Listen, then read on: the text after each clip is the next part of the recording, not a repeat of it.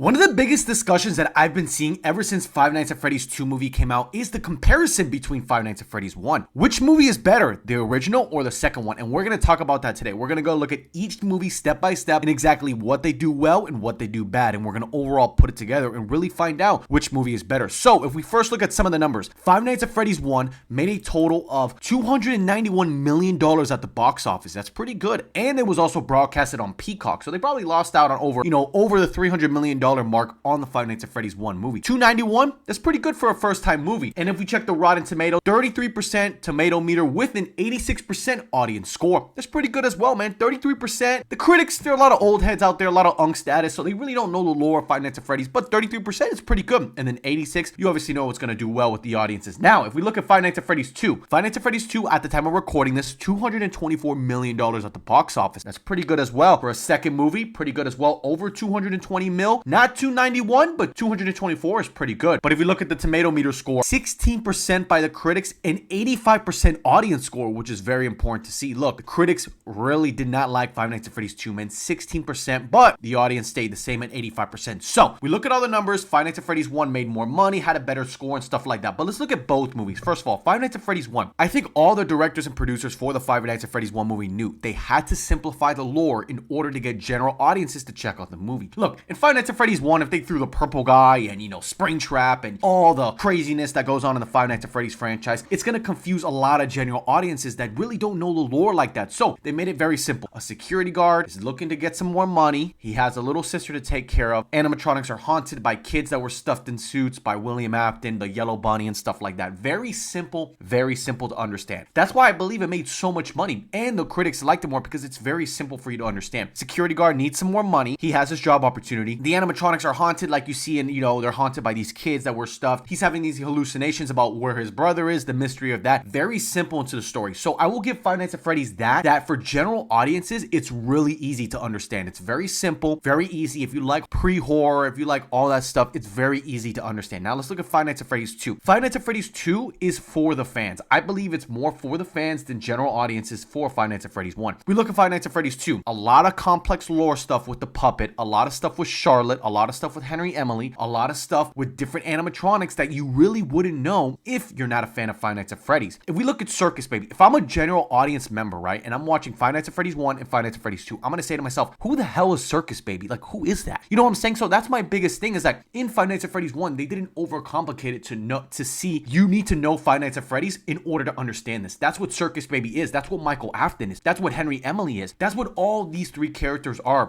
and Shadow Bonnie. Also another key thing, all the Easter eggs that they put in Five Nights at Freddy's 2, you wouldn't understand if you're not a fan. Shadow Bonnie, Balloon Boy, all these stuff, you would be like, what's that? What was that shadow on the screen? So I believe that what they're trying to do is that in Five Nights at Freddy's 3 and to move on, they're going to try to make it more and more lore heavy. But the problem with making it more and more lore heavy is that it makes it more confusing for general audiences. I have a lot of friends out there, they like Five Nights at Freddy's, but they're not deep into it as me. And they're like, why is Michael Afton doing that? Who's that? Who's Baby? What was that shadow up there? And I guess it's good because you get fans to get more intrigued with, oh my God, who's that? Then they search up videos and they get more deep into the lore. But the problem is if a family of 4 is buying tickets to go see Five Nights at Freddy's 2 and see Shadow Bonnie or Circus Baby and they see everyone cheering and they're like, who the hell is that? Like, I get where some people can get a little bit upset at that because they really don't understand what exactly it is. So I understand that now. If we look at overall exactly Five Nights at Freddy's 2, in my opinion, Five Nights at Freddy's 2 is bigger and better and more scarier than the first one. More animatronics, more lore, more action, more scariness. So that's my thing is as a Five Nights at Freddy's fan, I see Five Nights at Freddy's 2 and I'm like, that's exactly what I want in a sequel. I want bigger, better, scarier, more animatronics, more lore, Michael Afton, Circus Baby. Throw it all in there. Throw a parade, man.